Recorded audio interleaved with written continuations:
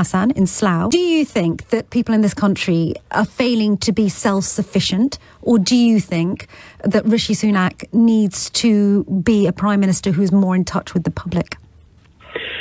I think he is in touch with the public because, you and I, we've spoken a couple of times before, and I've stood for Parliament before, hoping to stand again soon. I did vote for Rishi Sunak in July. Now, one of the reasons I voted for him is because he is in touch with people. He does go up and down the country, meeting people from different walks of life, and also he happens to have a crystal ball. He knows what's going to happen in the future. When he made a prediction about Liz Truss's disastrous budget and the excellent sort of policies he enacted during his chancellorship during the pandemic was very good in terms of saving hundreds of thousands of jobs. So I think he can turn the economy around. And when some critics say that, he's a multimillionaire, he's completely out of touch with the public, well, it is precisely because he's a multimillionaire. He does not need to be in politics.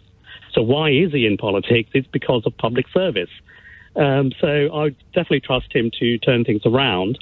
And Labour do criticise the Tories for 12 years of ruining the country. Well, what has Labour offered in those last 12 years? Well, Labour have been in opposition, Hassan, so they don't need to offer very much. And actually, the policies that they have offered have been taken by the Tories. May I ask you one question?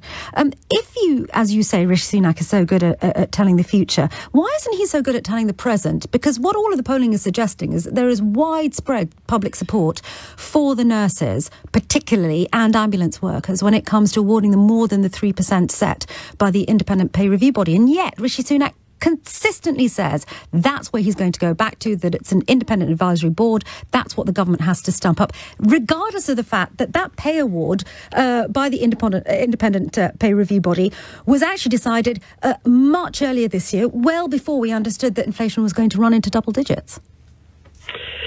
Yeah, that's true. And I think he has to balance. He can't please everyone.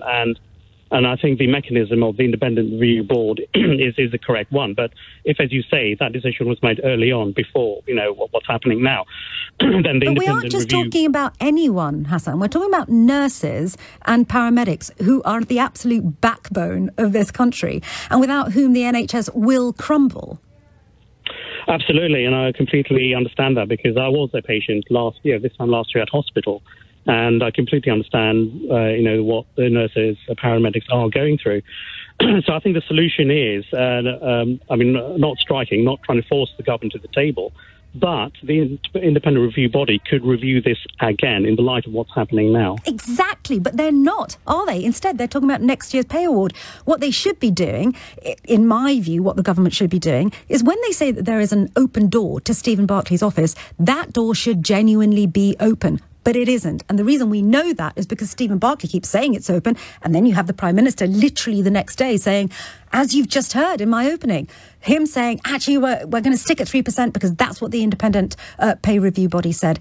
And that is where the dissonance is, Hassan, between what Rishi Sunak says about being dedicated to public service and failing to listen. But Hassan in Slough, thank you very much indeed for your call. Going to